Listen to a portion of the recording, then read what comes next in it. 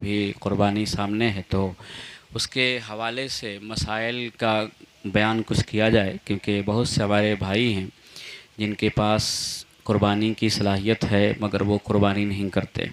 बहुत से घरों में ऐसा है कि वो सोचते हैं कि अब्बा मालिक हैं तो बस एक कुर्बानी हो जाए तो सबके लिए कुर्बानी काफ़ी हो जाती है।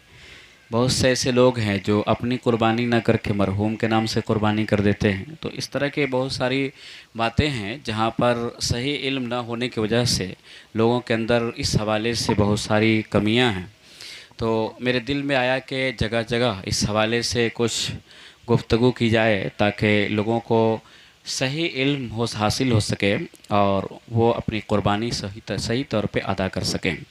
कुर्बानी दर हकीकत मखसूस जानवर को मखसूस दिन में बनीयत क़ुरबत अल्लाह के लिए उसको ज़बह करना, इसी का नाम कुर्बानी है। कभी कभी उस जानवर को भी हम कुर्बानी और उज़हिया के नाम से याद करते हैं जिसको हम अल्लाह के नाम पर ज़बह कर रहे होते हैं। ये कुर्बानी हज़रत इब्राहीम अलैहिस्सलाम की सुन्नत है जो इस उम्मत के लिए बाकी रखी गई, बल्कि इस उम्मत के मलदार तबका पर इस कुर्बानी को वाजिब करार दिया गया। इसलिए आक़ा करीम सल्लल्लाहु ताला अलैहि वसल्लम ने इरशाद फरमाया, एक हदीस पाक है कि घर के हर फ़र्द के ऊपर कुर्बानी है, घर के हर फ़र्द के ऊपर कुर्बानी है। तो हमारे और आपके इमाम अबू हनीफ़ा रहमतुल्लाह ताला अलैह फरमाते हैं कि ये हदीस और इस तरह की बहुत सी और हदीसें हैं जिसकी रोशनी में आप फरमाते हैं कि कुर्बानी इस उम्मत के मलदार तबका के ऊपर वाजिब है। और भी लोग हैं दुनिया के अंदर जो उलमा गर्दाने जाते हैं, उनके वहाँ कुर्बानी के हवाले से यह है कि कुर्बानी किसी के वहाँ सुन्नत है, किसी के वहाँ नफ़ल है, मगर हमारे इमाम कहते हैं कि कुर्बानी क्या है, वाजिब है। किसके ऊपर? जो इस उम्मत का मलदार तबका है। और इस कुर्बानी को करने पर अल्लाह के नबी सल्लल्लाहु ताला अलैहि वसल्लम ने तो ख़ुद कुर्बानी का एहतमाम किया, बल्कि अल्लाह ने नबी अकरम सल्लल्लाहु अलैहि वसल्लम को कुर्बानी करने का हुक्म अता फरमाया। तो फरमाया फ़स्सल्लि लिरब्बिका वन्हर, ए नबी आप नमाज़ पढ़ें और क़ुरबानी करें। ये रब का हुक्म था नबी अकरम सल्लल्लाहु ताला अलैहि वसल्लम के लिए। इसलिए नबी अकरम सल्लल्लाहु ताला अलैहि वसल्लम ने पूरी ज़िंदगी अपनी कुर्बानी का एहतमाम फरमाया। जब से ये हुक्म नाजिल हुआ तब से नबी अकरम सल्लल्लाहु ताला अलैहि वसल्लम ने कुर्बानी का हुक्म का एहतमाम फरमाया और अपनी उम्मत को कुर्बानी करने की तरगीब भी अता फरमाई, इसकी फ़जीलतें भी बयान फरमाई। एक हदीस पाक के अंदर है, अल्लाह के नबी सल्लल्लाहु ताला अलैहि वसल्लम से पूछा गया, या रसूलल्लाह ये कुर्बानी क्या है? तो नबी ने इरशाद फरमाया कि सुन्नत अबी का इब्राहिम, तेरे वालिद इब्राहिम की सुन्नत है। फिर पूछा गया सवाब क्या है? तो फरमाया कि हर बाल के बदले में नेकी है। अब हम एक जो है खस्सी ख़रीदते हैं, उसकी कुर्बानी कर देते हैं। अब आप समझ सकते हैं, गिन सकते हैं उसके बाद जिस्म के ऊपर कितने बाल हैं। अब अंदाज़ा नहीं लगा सकते हैं कितने बाल होंगे, काउंटिंग करें इंसान तो कितना वक्त लग जाएगा। शायद ऐसी कोई मशीनरी भी नहीं ईजाद में आई कि उसको उसके ऊपर रखा जाए, वो बता दे काउंटिंग करके कि इसके जिस्मों के अंदर कितने बाल हैं। तो फिर आप समझ लीजिए कि एक कुर्बानी इंसान करता है, बज़ाहिर 7-8 हज़ार रुपये उसके खर्च होते हैं, मगर नेकियां इतनी अल्लाह अता फरमाता है कि हर बाल के बदले में उसके लिए सवाब मुतय्यर फरमा देता है। एक दूसरी हदीस पाक के अंदर अल्लाह के नबी सल्लल्लाहु ताला अलैहि वसल्लम ने इरशाद फरमाया कि यौमुन नहर में इब्ने आदम का कोई भी अमल अल्लाह के नज़दीक खून बहाने से ज़्यादा प्यारा नहीं है। यौमुन नहर जिस दिन हम कुर्बानी करते हैं, तो फरमाया कि उस दिन इब्ने आदम का कोई भी अमल अल्लाह के नज़दीक खून बहाने से बेहतर नहीं है। तो फिर फरमाया कि कुर्बानी का जानवर कल क़यामत को अपने बाल, अपने सींग, अपने खुरों के साथ आएगा। और फरमाया कि कुर्बानी का खून ज़मीन पे गिरने से पहले अल्लाह के हुजूर मकबूल हो जाया करता है। तो फरमाया खुश दिली से इसको किया करो। ये नबी ने फरमाया। कई चीज़ें हो गई इसके अंदर। पहली चीज़ तो नबी ने यह बयान किया कि यौमुन नहर जिस दिन हम कुर्बानी करते हैं उस दिन हमारा कोई भी अमल उस कुर्बानी करने से बेहतर नहीं है अल्लाह के नज़दीक। अब कोई इंसान ये सोचे कि हम 10,000 का बकरा नहीं खरीदेंगे, इसके बदले में हम जो है 10,000 किसी गरीब को दे देंगे, किसी बीमार इंसान को दे देंगे, या किसी हम किसी लड़की की शादी हो रही हो, इको बंद कीजिए, इको बंद बजाइए, आवाज़ साफ नहीं मिलेगी, इको बंद कीजिए, कि हम उसके बदले में किसी गरीब की मदद कर देंगे या उसको इतना बड़ा हम पैसा ले जाकर इतना सारा दे देंगे तो शायद उस पर हमें सवाब ज़्यादा मिल जाएगा। तो ये ऐसा ख्याल नहीं है, बल्कि नबी ने कहा कि उस अमल यानी अमल क़ुरबानी से बेहतर कोई अमल उस दिन हमारा नहीं हो सकता है। हम 2 लाख रुपए भी खर्च कर देंगे किसी गरीब की मदद करने के लिए, तो जो सवाब अल्लाह उस कुर्बानी करने पे अता फरमाएगा वो सवाब उस 2 लाख रुपए खर्च करने पे अता नहीं फरमाएगा। तो इससे ये बात समझ में भी आई कि आज बहुत से लोग ऐसे हैं जो बोलते हैं क्या फ़ायदा है कुर्बानी करने से, इतना पैसा किसी गरीब को दे दो तो फलाँ को दे दो तो फलाँ को दे दो। मैं कहता हूँ ये बेवकूफ़ी है। एक अमल खैर से रोक करके दूसरे अमल खैर की तरगीब देना ये बेवकूफ़ी है। भाई इस्लाम ने कभी ये नहीं कहा कि किसी गरीब की मदद न की जाए।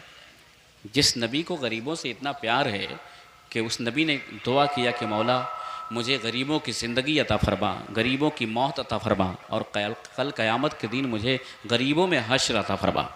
जो नबी ने ये फरमाया कि अमीरों से 40 साल पहले गरीब लोग, बल्कि दूसरी हदीस पाक में आया कि 50 साल पहले ये गरीब लोग जन्नत में तशरीफ़ ले जाएंगे। क्या वो नबी को याद नहीं था कि गरीबों का हक़ क्या होता है? क्या उस नबी को गरीब बीमार याद नहीं था? क्या उस नबी को गरीब इंसान की बच्ची याद नहीं थी जिसकी शादी होनी थी? वो सब कुछ था नबी की निगाहों के सामने। उसके बावजूद भी इस अमल क़ुरबानी के बारे में नबी ने फरमाया कि इब्न आदम का कोई भी अमल यौमुन नहर में खून बहाने से ज़्यादा बेहतर नहीं है। फिर ऐसे इंसानों को हम देखते हैं, जो इंसान इस तरह की बातें करता है वो खुद कुछ नहीं करता है। जो इंसान ऐसी बातें करता है वो है, चाय को रखो बाद में चाय चलाओ। जो इंसान इस तरह की बातें करता है ना, गरीबों की दुहाई देता है, उसके पास अब चले जाइए कि फला गरीब की बच्ची की शादी हो रही है, ज़रा सा कुछ ताउन कर दीजिए, 150 निकालेगा और दे देगा। वो अपनी पर्सनल ज़िंदगी में आप देखेंगे 50,000 का मोबाइल इस्तेमाल करता है, 10 लाख की गाड़ी इस्तेमाल करता है। मैं कहता हूँ कि 50,000 की मोबाइल तो 10,000 में भी काम चल सकता था ना। तो फिर गरीबों से मदद मोहब्बत थी तो 10,000 में काम चलाता, 40,000 किसी गरीब को दे देता ना। वो कीमती लिबास जब वो पहनता है बंदा अपने ऊपर, तो फिर उसे ये ख्याल नहीं आता कि गरीब भी कीमती लिबास पहनने के मुस्तहिक हैं, उनके पास भी ऐसा लिबास होना चाहिए। ये दर हकीकत शैतानी वसवसे हैं जो कहीं और से छोड़े जा रहे हैं। और हमारी नई नस्लों को इस चीज़ का जब इल्म नहीं है तो इनके दिमाग के अंदर ये बात फिट होती है, ये तो बात बड़ी अच्छी है भाई कि उतने पैसे में तो किसी गरीब की मदद हो जाएगी।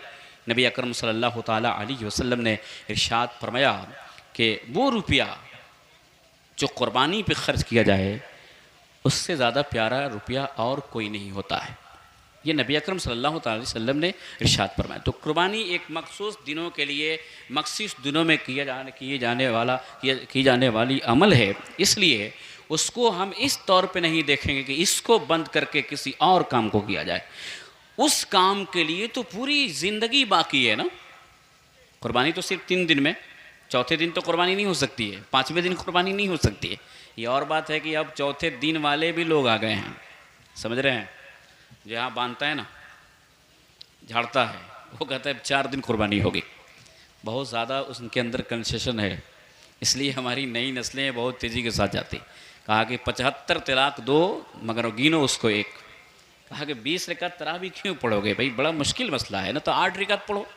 तो इस तरह से बहुत सारी रियायतें उनके वहाँ आने लगीं। तो फिर ये हमारी नई नस्लें जो है उनकी तरफ मुतवज्जो होने लगी। हालांकि वो गलत मसले लेकर के आया करते हैं सामने, तो उनकी तरफ हमारी तवज्जो नहीं होनी चाहिए, बल्कि हम अहले सुन्नत वल जमात से ताल्लुक़ रखते हैं तो हमारे जो मोतक़दात हैं उसकी तरफ हमारी तवज्जो होनी चाहिए। तो ये बात अच्छी नहीं है कि कुर्बानी को बंद करके जो है इसके बदले में फ़ला काम किया जाए, बल्कि वो काम भी हो और ये काम भी हो, क्योंकि ये काम वाजिब है अगर हमारे पास इस्तात है तो। फिर दूसरी चीज़ नबी ने इसके अंदर क्या बयान किया, फरमाया कि ये कुर्बानी का जानवर अपने बाल, अपने सींग, अपने खुरों के साथ क़यामत के दिन आएगा। तीसरी चीज़ नबी ने ये बयान किया कि कुर्बानी का खून ज़मीन पे गिरने से पहले मकबूल बरगाह इलाही हो जाया करता है। तो चौथी चीज़ नबी ने बयान किया, तो खुश दिली से इसको करो, यानी ऐसा ना हो कि हम इसको बोझ समझ के करें। कभी कभी ऐसा होता है, लोग बोलते हैं ना यार बड़ा बोझ, चलो किसी तरह कुर्बानी को उतार दो।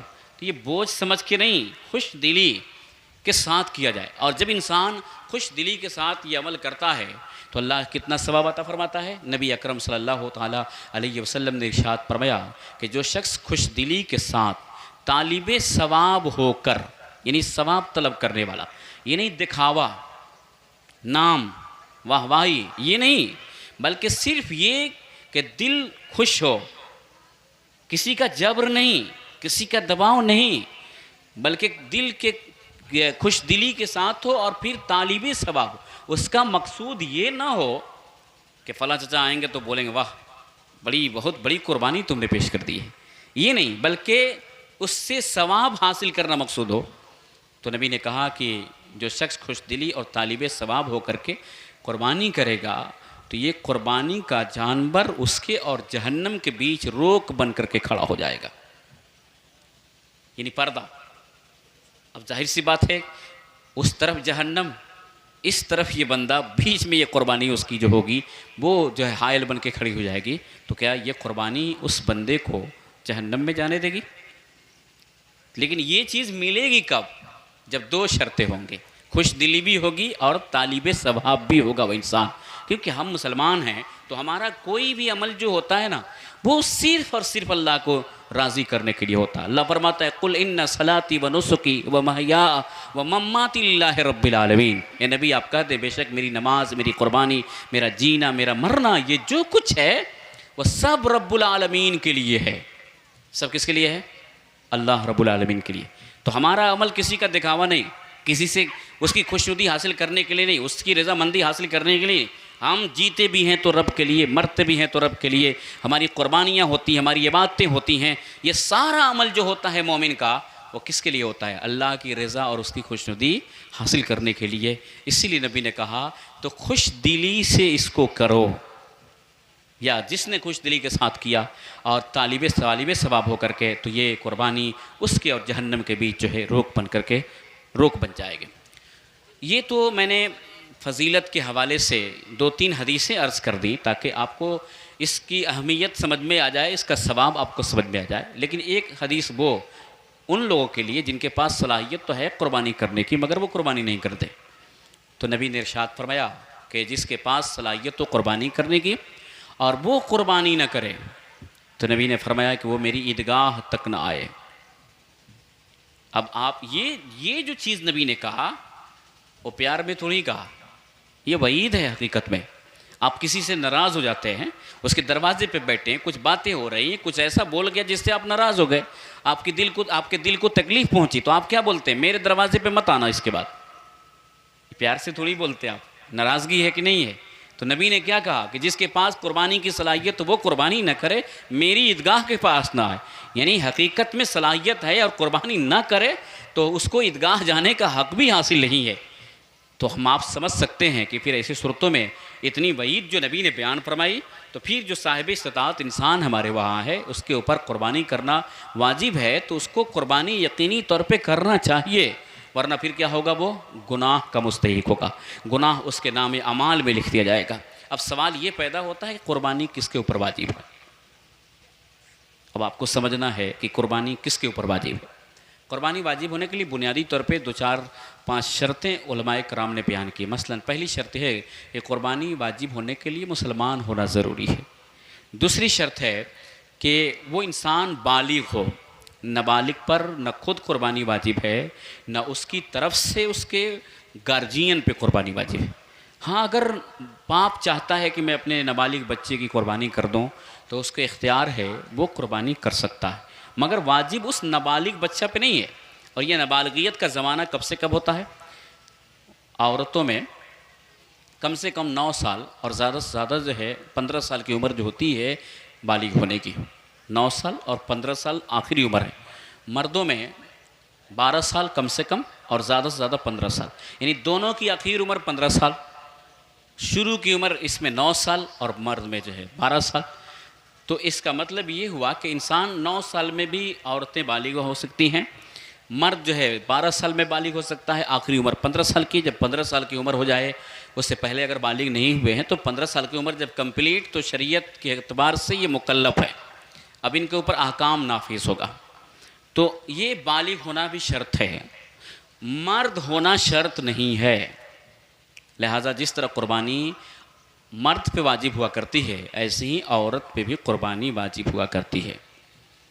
उसके बाद एक शर्त है कि मुसाफिर न हो, हालत सफ़र में है तो उसके ऊपर कुर्बानी वाजिब नहीं होती है। अब इसका ये मतलब नहीं कि अब आप जो है कुर्बानी का चांद चढ़े तो फिर सफ़र शुरू कर दीजिए।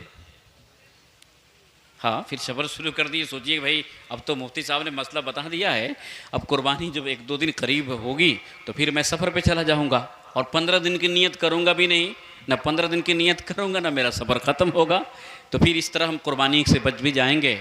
मैं समझता हूँ कि इस तरह का हीला करना ये बेवकूफ़ी है। नीयतों का इल्म तो अल्लाह तबारक व तआला को है कि मेरा बंदा किस डर से भाग रहा है। और उसके बाद एक शर्त ये है कि वो आज़ाद हो, किसी का ग़ुलाम न हो, क्योंकि ग़ुलाम जो होता है उसकी अपनी मिल्कियत नहीं होती है, तो फिर उस ग़ुलाम के ऊपर भी कुर्बानी वाजिब नहीं होती। आज ग़ुलामियत का दौर नहीं है, आज हमारे वहाँ ग़ुलामियत का दौर नहीं है, लेकिन किताबों के अंदर ये चीज़ है इसलिए कि वो एक दौर था जहाँ पर ये ग़ुलामों का वजूद होता था, तो मसाइल उस एतबार से भी बयान किए गए ताकि उनके लिए भी मसले लोगों के पास तक पहुँच जाएँ। और 5वीं शर्त ये है कि वो मालदार हो। अब मैं 2-3 लफ्ज़ पहले बोलता हूँ, एक मालिक निसाब, दूसरा मालदार, तीसरा साहिब इस्तिताअत, चौथा गनी, ये 4 लफ्ज़ हो गए। और 5वां लफ्ज़ जो है साहिब इस्तिताअत। ये 5 लफ्ज़ हम बोलते हैं, अक्सर उलमा से आप तकरीरों में सुनते होंगे जब ज़कात के मसले बयान करते हैं, निसाब के सदक़े फ़ित्र के मसले बयान करते हैं, कुर्बानी के मसले बयान करते हैं, तो ये सब लफ्ज़ आता है, मालिक निसाब, साहिब निसाब या मलदार, गनी, साहिब इस्तिताअत, है साहिब हैसियत, ये सारा लफ्ज़ आता है। मगर ये सारे लफ्ज़ अलग अलग हैं ज़रूर, मगर सबका डिफिनेशन क्या है? तारीफ़। मलदार किसको बोलेंगे शरीयत के एतबार से? अमीर किसको बोलेंगे? साहिब इस्तिताअत किसको बोलेंगे? गनी किसको बोलेंगे? साहिब हैसियत किसको बोलेंगे? ये अलग अलग अल्फाज हैं मगर सबका डिफिनेशन एक है। शरीयत के एतबार से मालदार उस इंसान को बोला जाता है जो बालिग हो और उसके पास 653 ग्राम चांदी की हैसियत मौजूद हो। ये तोला वाली बात सुनते होंगे ना, 52.5 तोला चांदी, 7.5 तोला सोना, ये तो तकरीरों में आपने सुना होगा। ये 52.5 तोला चांदी और 7.5 तोला सोना, तो इसमें 52.5 तोला चांदी जो है ना, इसका अभी का जो वज़न है, मौजूदा आशारिया वज़न जिसमें ग्राम वगैरह के हिसाब से तोला जाता है, इस एतबार से इस 52.5 तोला चांदी की हैसियत 653 ग्राम 184 मिलीग्राम इसका वज़न है। इसको आप याद कर लीजिए, आपको ज़कात के मसले में भी वज़न काम आएगा, फितरे के मसले में भी वज़न काम आएगा और कुर्बानी के मसले में भी वज़न काम आएगा। 653 ग्राम 184 मिलीग्राम चांदी और 7.5 तोला सोना का वज़न आज के वक्त में 93 ग्राम 312 मिलीग्राम होता है। तो इसका मतलब ये हुआ कि मालदार शरई एतबार से, शरीयत के एतबार से वो शख्स है जिसके पास 653 ग्राम चांदी हो या 93 ग्राम 312 मिलीग्राम सोना हो, या इन दोनों में से कोई भी ना हो लेकिन उसके पास इतना पैसा मौजूद हो जो 653 ग्राम चांदी की कीमत के बराबर हो, या उसके पास तिजारत का कोई सामान हो, मसलन दुकान किए हुआ है, किराना दुकान हो, मेडिकल हो, या जो भी दुकानें हो, जिसमें इतना माल हो जिसका वज़न 653 ग्राम चांदी के बराबर पहुंच जाएगा, और कर्ज़ उसके पास न हो। नहीं, कर्ज़ न होने से मुराद क्या है कि इतना कर्ज़ हो कि उस कर्ज़ को छांटने के बाद भी अगर उसके पास 653 ग्राम चांदी की हैसियत मौजूद है तो शरीयत इसको बोलेगी ये मालदार है। मसलन किसी के पास 5 लाख रुपए कर्ज़ हैं और उसने अपने पास 6 लाख रुपए रखा है, तो कितना भी इसमें से निकाला जाएगा? 5 लाख अलग किया जाएगा, ये कह करके कि ये 5 लाख उसके कर्ज़ वाला है। मसलन 5 दिन के बाद देना है या 7 दिन के बाद उसको ले जा करके देना है, जब तक अपने पास रखे हुआ है। तो अब उस 7 दिन 5 दिन के बाद ये कुर्बानी का दिन आ गया, तो अब शरीयत ये कहती है कि उसमें से 5 लाख जो कर्ज़ है ना उसको अलग कर दिया जाए, और उस 5 लाख को अलग करने के बाद अब देखा जाए इसके पास बचा कितना है। तो 1 लाख बचा है। अब 1 लाख जो बचा है तो इस 1 लाख जो है ये 653 ग्राम 184 मिलीग्राम चांदी की कीमत के बराबर है कि नहीं है? अगर है तो फिर ऐसी सूरतों में वो क्या है? मालदार है। शरीयत उसको क्या बोलती है? ये मालदार है। तो 653 ग्राम की हैसियत हो या 653 ग्राम चांदी हो या उसकी कीमत का पैसा उसके पास मौजूद हो, कर्ज निकालने के बाद और उसकी जो ज़रूरत की चीज़ है उसको छोड़ने के बाद, ज़रूरत से मुराद क्या है? तो हर चीज़ को आदमी ज़रूरतें बोल देता है, हर चीज़ को इंसान ज़रूरत बोल देता है। ज़रूरत से मुराद क्या है? ज़रूरत से मुराद है रहने के लिए मकान, पहनने के कपड़े, सवार होने के लिए सवारी और उमूर खानादारी की सारी चीज़ें। रहने के लिए मकान हो गया, पहनने के कपड़े, सवार होने के लिए सवारी और उसके बाद उसके लिए सवारी। ये चीज़ें जो होती हैं वो उसकी ज़रूरत में शामिल हैं, हाजत जिसको बोलते हैं। और इसके अलावा जो चीज़ है वो हाजत से ज़्यादा है, ज़रूरत से ज़्यादा है। अब इसको मैं थोड़ा सा फैलाऊँगा ताकि आपको पूरी बात समझ में आए और उसके बाद आपको ये भी समझ में आए कि हमारे ऊपर कुर्बानी है कि नहीं। मैं मसले बयान करूँगा, फिट आपको करना होगा अपनी ज़िंदगी पर कि आपके ऊपर ये सारी सूरतें फिट होती हैं कि नहीं होती। तो ज़रूरत में मकान आ गया। अब मकान अगर दो है उसके पास, एक मकान गर्मी के लिए, दूसरा मकान ठंडी के लिए। गर्मी में जो है वो गर्मी वाला में रहता है और ठंडी में ठंडी वाला। मसलन कोई ठंडी जगह पे एक मकान बना कर रखा हो और एक जो है गर्मी की जगह पे बना कर रखा हो। जब ठंडी शुरू होती हो तो गर्मी वाला में आ जाता हो और जब गर्मी शुरू होती हो तो ठंडी वाला में चला जाता हो। तो ये दोनों मकान उसके इस्तेमाल में हैं, तो दोनों मकान उसकी ज़रूरत है। और अगर मकान बना रखा है उसको भाड़ा पे दे दिया है तो फिर ये ज़रूरत से ज़्यादा है। अब रुपया नहीं उसके पास, चांदी नहीं, सोना नहीं, कोई बैलेंस नहीं, कोई दुकान नहीं, मगर ये मकान है उसके पास। तो अब शरीयत क्या बोलेगी? ये मालदार है। क्यों? इसलिए कि ये तो ज़रूरत की है और दूसरा जो मकान उसने बना रखा है ना वो ज़रूरत से ज़्यादा है। अब उस मकान की कीमत 653 ग्राम चांदी के बराबर जाए तो ये 653 ग्राम का कई किलो चांदी की कीमत के बराबर आज एक मकान होता है। लिहाजा अब ये इंसान से भी कहा जाएगा कि तुम ज़ीरो बैलेंस पे हो, सोना नहीं, चांदी नहीं, कर्ज निकालने के बाद तेरे पास कोई कर्ज भी नहीं, मगर वो मकान है सिर्फ दूसरा वाला जो एक्स्ट्रा है। तो उस दूसरे वाले मकान की वजह से इंसान ये मालदार होगा और इसको हुक्म होगा कि तुम कुर्बानी का जानवर हासिल करो और तुम कुर्बानी करो। वो मकान की वजह से ये मालिक निसाब बन गया।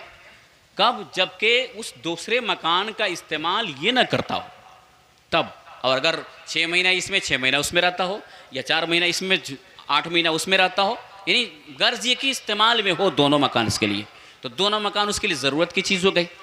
अब एक सूरत और कि मकान है, ठीक है, मकान है लेकिन उस मकान में कमरे बहुत ज़्यादा हैं। मसलन 10 कमरा बना रखा है। अब 10 कमरा जो बना रखा है मियाँ बीबी, 2 लड़के हैं। आप इधर देखिए, अरे बच्चे इधर देखो ना भाई, बयान सुनो, आप बयान सुनो। आप जैसे गैदरिंग करोगे तो क्या फ़ायदा है? बैठिए, आप लोग बैठिए। आए हैं सर लोग, आए हैं, बात करेंगे अपना जो बात करना है। आप बयान सुनिए, आप बयान सुनने के लिए बैठे हो। तो अब एक मकान इस नान ने बना लिया। मकान में 8 कमरे हैं, बड़ा सा मकान बनाया। एक बेटा है और एक मियाँ बीबी ये है। कितना कमरा इस्तेमाल करेगा वो?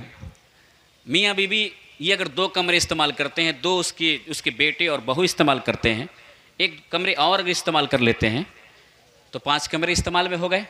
और इस 5 कमरे के अलावा जो 2 कमरे और हैं उसके पास, ये 3 कमरे एक्स्ट्रा हो रहे हैं जिसको इस्तेमाल नहीं करता है, ताला लगा के रखे हुआ है। और इस्तेमाल से मुराद ये है कि जिसमें वो गुजर बसर करता हो। इस्तेमाल का मतलब ये नहीं है कि एक में जो है टेबल ले जाकर रख दिया, दूसरे में कुर्सी ले जाकर रख दिया, तीसरे में एक देगचा खरीद कर रख दिया, ये इस्तेमाल नहीं है। ये तो फिर हमारी ज़ुबान में क्या बोलते हैं, जगह को टार करके रखना, ये नहीं। इस्तेमाल जिसमें वो रहता हो, ज़िंदगी गुजारता हो। तो फिर ये जो 1-2 कमरे उससे ज़्यादा हो गए तो ये कमरे ज़्यादा हैं। इस कमरों की कीमत अगर 653 ग्राम चांदी के बराबर है तो फिर ऐसी सूरतों में ये इंसान भी मालदार होगा, मालिक निसाब होगा, इसके ऊपर भी कुर्बानी वाजिब होगी। ये मकान की सूरत हो गई। सवारियों में जिस सवारी का हम इस्तेमाल करते हैं वो सवारी हमारे लिए ज़रूरत है। मसलन मोटरसाइकिल हम इस्तेमाल करते हैं तो मोटरसाइकिल हमारे लिए हाजत में शामिल। अगर हम साइकिल इस्तेमाल करते हैं तो साइकिल हमारे लिए। फोर व्हीलर हम इस्तेमाल करते हैं तो फोर व्हीलर हमारे लिए। वो हमारी हाजत, वो ज़रूरत है, तो उसका एतबार नहीं किया जाएगा, उसका एतबार नहीं किया जाएगा। इसी तरह से कपड़ा पहनने वाला, अब इस कपड़े में भी समझना होगा। आज इंसानों के पास बड़ा शौक़ है, 10-10 नहीं 20-20 कपड़े होते हैं उस इंसान के पास। इस ज़रूरत के कपड़ों से मुराद क्या है? कहा कि ज़रूरत के कपड़ों में सिर्फ 3 कपड़े हैं। एक काम काज वाला कपड़ा, दूसरा घर में पहनने वाला कपड़ा, और तीसरा जुमा ईद या किसी मेहमानी जाने के लिए वो कपड़ा। ये 3 कपड़े इंसान की ज़रूरत। और इसी तरह गर्मी के एतबार से ये हो गया, ठंडी के एतबार से भी 3 कपड़े होंगे उसके। ठंडी में मसलन उसमें थोड़ा सा इजाफा हो जाएगा, मसलन ठंडी ज़्यादा लगती है, स्वेटर भी पहनना है उसको, जैकेट भी पहनना है, अपने आप को उससे बचाना है। तो इस तरह के जो कपड़े हैं, ठंडी में भी 3 कपड़े उसकी ज़रूरत, गर्मी में 3 कपड़े उसकी ज़रूरत, 3-3 6 कपड़े हो गए। मगर उसने 20 कपड़े रखे हैं। इस 20 कपड़ों में 6 कपड़े से ज़्यादा कितने कपड़े हुए? 14। अगर उन 14 कपड़ों की कीमत 653 ग्राम चांदी के बराबर पहुँचे, इसके पास कुछ भी नहीं बैलेंस, फिर भी ये इंसान मालदार है, इसको कहा जाएगा कि तू साहिब इस्तात है, तेरे ऊपर कुर्बानी वाजिब है। अब मैं थोड़ा सा रेट बता दूं आपको तो कुछ बात समझ में। पिछले जुमा को मैंने नगरा में चांदी का रेट मालूम किया तो 50,000 की चांदी चल रही थी वहाँ पर। तो उस एतबार से 32,659 रुपये कुछ पैसे, ये 653 ग्राम चांदी की कीमत है। यानी उसको राउंड फिगर में हम कहें 33,000 रुपये। आज के वक्त में जिस इंसान के पास कर्ज छांटने के बाद 33,000 रुपये की हैसियत मौजूद है, वो इंसान क्या है? मालदार है। उसके ऊपर कुर्बानी करना वाजिब है। ये कीमत मैंने इसलिए खोला कि आप अंदाज़ा लगाइए, ये कीमत थोड़ी सी बढ़ भी जाती है। मसलन कहीं 60,000 की चांदी होगी तो थोड़ी सी कीमत इसके आगे जाएगी। 70,000 की कीमत शहरों में है चांदी की, तो फिर वहाँ थोड़ा सा और थोड़ी सी और कीमत बढ़ जाएगी।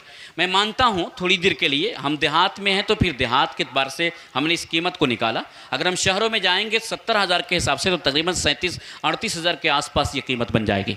तो इसका मतलब ये हुआ कि आज के इंसान में, आज के वक्त में जिस इंसान के पास, जो बालिग है, मुसलमान है, उसके पास कर्ज नहीं है, इन सारी चीज़ों को छांटने के बाद 35 से 37,000 रुपया की हैसियत मौजूद है, तो उस इंसान के ऊपर कुर्बानी वाजिब है। तो ज़रूरत से मुराद कपड़े में क्या है? 3 कपड़े।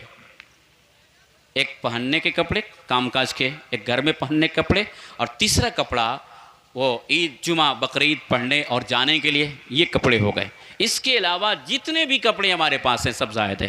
तो जो लोग अपनी बेटियों को शादी में 30-30, 35-35 जोड़े देते हैं, कभी बेटी के कान में बोलिए भी, ये 3 से 6 से ज़्यादा जितने कपड़े तुम्हारे हैं ना, इनकी कीमतें अगर 33,000 रुपया तक पहुंचती हैं तो फिर तुम्हारे ऊपर कुर्बानी भी वाजिब होगी। बड़ा दिखाता है ना, वीडियोग्राफी कराता है, महल्ले वालों को बुला कर लाता है, इतनी अटैचियाँ है, फला है, फला है, इतने कपड़े हैं, बड़ा इंसान गिनाता है। फिर जेवर जेवरात भी तो देता है ना, फिर इसका भी तो एतबार है उसकी सूरतों में। तो उस बेटी के ऊपर भी कुर्बानी वाजिब होगी, उसके ऊपर ज़कात भी बल्कि वाजिब हो जाएगी। इतने सारे जेवरात होंगे उसके पास तो, जो 653 ग्राम चांदी की हैसियत के बराबर होंगे, तो फिर उस इंसान के ऊपर भी, उस औरत के ऊपर भी कुर्बानी वाजिब हो जाएगी यकीनी तौर पर। तो ये जो भी हो, इंसान इतना महंगा और इतनी कीमत के कपड़े रखा करता है, इतना ज़्यादा, उस इंसान के ऊपर अपने एतबार से मुहासबा करना ज़रूरी है। तो ज़रूरत से मुराद ये है। इसके अलावा हमारे पास किसी भी एतबार से हैसियत मौजूद है तो फिर ऐसी सूरतों में हम मालदार हैं। शरीयत हमारे ऊपर हुक्म करती है कि हम उस पर जो है, हमारे ऊपर एक कुर्बानी वाजिब है, हम उस कुर्बानी को करके के अपने इस वजूब को साकित करने की कोशिश करें। ये चीज़। अब एक सूरत और भी है। मसलन एक इंसान है, उसके पास इतनी मिक़दार में चांदी नहीं, इतनी मिक़दार में सोना नहीं, उसके पास कोई कैश नहीं, चाहे वो जिस तरह भी कैश रखा हो, फिक्स करके रखा हो या चालू खाता में रखा हो, या जिस तौर पे उसके पास कैश मौजूद है, ये कुछ भी नहीं है, मगर मकान के अलावा कोई ऐसी ज़मीन है जिसकी कीमत 653 ग्राम चांदी के बराबर पहुंचती है, तो वो इंसान भी मालदार है और इस इंसान के ऊपर भी कुर्बानी वाजिब है। अब ज़रा अपने दिल को करीब कीजिए और मैं आपसे पूछना चाहता हूँ कि आज के वक्त में मेरा अपना तजर्बा है कि 70% तो कम से कम लोग ऐसे मिल जाएंगे जिनके ऊपर कुर्बानी वाजिब होगी ज़मीन की वजह से। बात समझ में आ रही है? और बात समझ में नहीं आएगी तो बोलिएगा, मैं उसको फिर दोहराऊंगा भी, फिर बताऊंगा भी। मैं जब इसी काम के लिए आया हूं तो फिर मैं आपके जहन में उसको उतार के ही जाऊंगा ताकि आपको समझ में आ जाए कि हमारे ऊपर कितनी कुर्बानियाँ वाजिब होती। तो किसी इंसान के पास इतनी ज़मीन है उस मकान के अलावा जहाँ पे उसने मकान बना रखा है कि जिसकी कीमत 653 ग्राम चांदी के बराबर पहुँच सकती है, तो यकीनी तौर पे वो मल्लार है आज के वक्त में, और उसको एक कुर्बानी करना वाजिब है। आज तो एक धुर की कीमत 50-50 हज़ार रुपये है, एक धुर की कीमत किसी के पास। तो फिर ऐसी सूरतों में मेरा अपना तजर्बा है कि 70% लोग तो ऐसे ही निकल जाएंगे, जिनको ऐसे आ जाएंगे जिनके पास ज़मीन इतनी है जिसकी कीमत 653 ग्राम चांदी के बराबर है, तो वो यकीनी तौर पर मालिक निसाब होंगे, मलदार होंगे, गनी होंगे। उनके ऊपर शरई तौर पर एक कुर्बानी करना वाजिब है। ये शरीयत ने उनके ऊपर मुतय्यन कर रखा है। तो ये ज़मीन की एक सूरत हो गई। एक सूरत और भी है कि एक इंसान है जिसके पास एक कुरान है, जिस कुरान की कीमत मसलन 40,000 रुपया है, लेकिन जिसने ये कुरान रखा है वो कुरान पढ़ता है कि नहीं पढ़ता है? अगर पढ़ना जानता है तो उसकी ज़रूरत है, और पढ़ना नहीं जानता है तो उसकी ज़रूरत नहीं है, क्योंकि वो पढ़ता ही नहीं है। तो फिर अगर उसके पास पैसा ना हो, ज़ीरो बैलेंस पे है, वो ज़मीन भी नहीं, तो फिर ऐसी सूरतों में अगर ये कुरान जो पढ़ नहीं पाता है वो, इसकी कीमत अगर 35-36 हज़ार रुपये है, तो इस कुरान की वजह से ये इंसान मालदार बनेगा और इसके ऊपर भी कुर्बानी वाजिब हो जाएगी। अब ये जो बोलियां हमारे वहाँ आती हैं ना, कर्ज़ है, माल नहीं है, कर्ज़ है, माल नहीं है। भाई कर्ज़ इंसान चिल्लाता है, बैलेंस कितना है किसी को बताता है कोई? बोलिए, आप ही के ऊपर कर्ज़ होगा, आप बताएंगे क्या?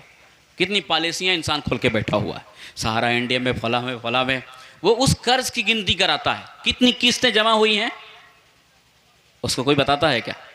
नहीं बताता है ना। जेवर कितना है उसके घर में उसको कोई बताता है? कैश बताएगा 2 लाख रुपए कर्ज हमारे पास है, ठीक है मानता हूँ मैं, 2 लाख है, 4 लाख है, 5 लाख है आपके पास, मगर बैलेंस भी तो होगा आपके पास जिसको अभी तोड़ नहीं सकते हैं या किसी भी एतबार से हासिल नहीं कर सकते हैं। तो कर्ज उतना ही उसमें से मिना किया जाएगा ना जितना कर्ज है आपके पास। कि कर्ज का नाम देकर के जो बैलेंस है उसको भी खा जाएंगे आप। मसलन एक इंसान है जिसके पास 5 लाख रुपए कर्ज हैं और उसने 5 लाख रुपए रखे हुआ है, महीने की 30 तारीख को देना है महाजन को जिससे लिया है कर्ज। उस बीच में कुर्बानी आ गई तो अब 5 लाख तो 5 लाख चला गया उसमें। अभी हुक्म नहीं होगा कि भाई कुर्बानी इसके ऊपर है, ये हुक्म नहीं हुआ, क्योंकि वो जो पैसा रखा है वो कर्ज देने वाला रखा है। मगर इसके अलावा उसके पास अगर चांदी है तो 653 ग्राम की चांदी वो पहुंच गई तो फिर उसके ऊपर कुर्बानी वाजिब। अगर ये पैसा उस कर्ज में चला गया, ज़मीन है जिसकी कीमत 653 ग्राम चांदी के बराबर है, तो पैसा कर्ज में चला गया, ज़मीन जो ज़्यादा हो रही है उसके पास, उसकी कीमत तो उसको मालदार बना रही है। फिर ऐसी सूरतों में इंसान तो कुर्बानी से बचेगा नहीं, कुर्बानी तो इसके ऊपर वाजिब होगी कि नहीं तौर पर। अब एक वो सूरत के ससुराल से जेवर मिला, इसको थोड़ा मेरी माँ और बहनें आवाज़ जा रही हों तो वो सुनेंगी गौर से, कि कुछ जेवर वो होता है जिसको वो लेकर के आती हैं और कुछ जेवर वो होता है जिसको लड़का देता है। जो लड़का देता है वो चढ़ावा होता है, उसका मालिक तो वही होता है। हाँ, अगर शादी हो गई, मुलाकात हुई, पहली रात को उसने कहा कि जो कुछ दिया था ना वो सब तुम्हारा है, तो फिर वो मालिक बन जाएगा उसका। अब ये जेवर का सारे जेवर का मालिक वो बनेगी, अब उसकी मिल्कियत शुमार की जाएगी। और अगर उसने मालिक नहीं बनाया, सिर्फ यूँ ही छोड़ दिया, बस पहन रही हो पहनो, सिर्फ इससे उसका मतलब है, तो फिर ऐसी सूरतों में उसके ऊपर उसकी मिल्कियत नहीं होगी, यानी लड़की की नहीं, उस औरत की नहीं, बल्कि शौहर की मिल्कियत होगी।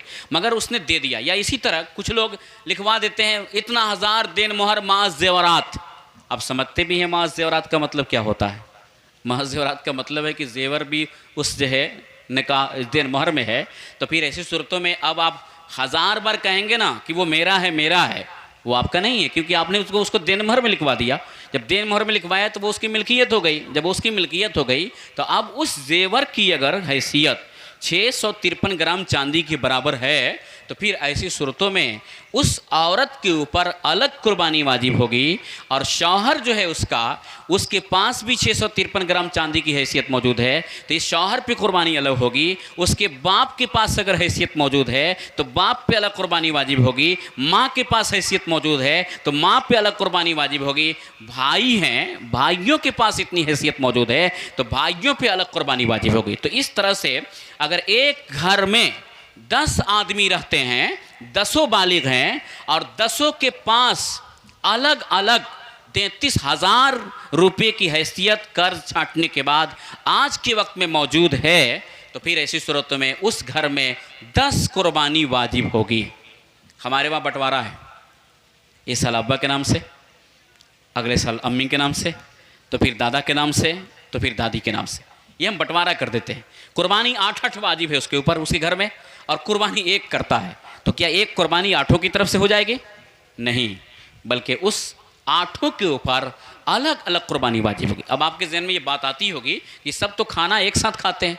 खाना एक साथ खाने से नहीं होता है। बेटा जब बालिग हो गया और जो कुछ वो कमाएगा उसका मालिक बेटा ही होगा, उसका मालिक बाप नहीं होता है। हाँ, बाप अगर मोहताज है, माँ अगर मोहताज है, तो फिर बेटा उस मोहताज माँ, उस मोहताज बाप की खिदमत करेगा, उसकी किफ़ालत करेगा, उसकी खुराक फराहम करेगा। मगर इसका ये मतलब नहीं है कि वो माँ और बाप उसकी सारी कमाई के मालिक बन जाएंगे। तो जब मालिक वो है, कमाता वो है, मालिक वो है, तो अगर उसके पास 33,000 रुपये बच गए तो फिर ऐसे सूरतों में मालिक के निसाब तो वो बन गया। तो जब मालिक के निसाब वो बना तो उसके ऊपर भी कुर्बानी वाजिब हो गई। और बाप के पास अगर हैसियत मौजूद थी तो फिर बाप के ऊपर कुर्बानी वाजिब हो गई। तो आप ये देख रहे हैं कि एक घर में कई कई कुर्बानियाँ वाजिब हो रही हैं। तो ये गार्जियन का मसला नहीं है। इतने सारे उलमा बैठे हैं, आप पूछेंगे इन उलमा से कि कुर्बानी गार्जियन पे है, तो बोलेंगे नहीं, कुर्बानी गार्जियन पे नहीं, कुर्बानी मालिक निसाब पर है, साहिब इस्तात पे है, गनी पे है, मलदार पे है। तो मलदार का डिफिनेशन वही है जो मैंने पहले ही कहा कि जिसके पास 653 ग्राम या 93 ग्राम 312 मिलीग्राम सोने की हैसियत मौजूद हो या इतनी मकदार में सामान तिजारत हो, तो फिर उस इंसान के ऊपर जो है वो मलदार है, उसके ऊपर कुर्बानी वाजिब हुआ करती है। तो अगर बाप मालिक हो घर का, एक दुकान हो और 4 उसके बेटे हों, चारों उसमें काम करते हों, मगर जो कुछ आमदनी होती हो वो सबका मालिक बाप हो, तो वो सारा कुछ होगा उसका मालिक बाप होगा।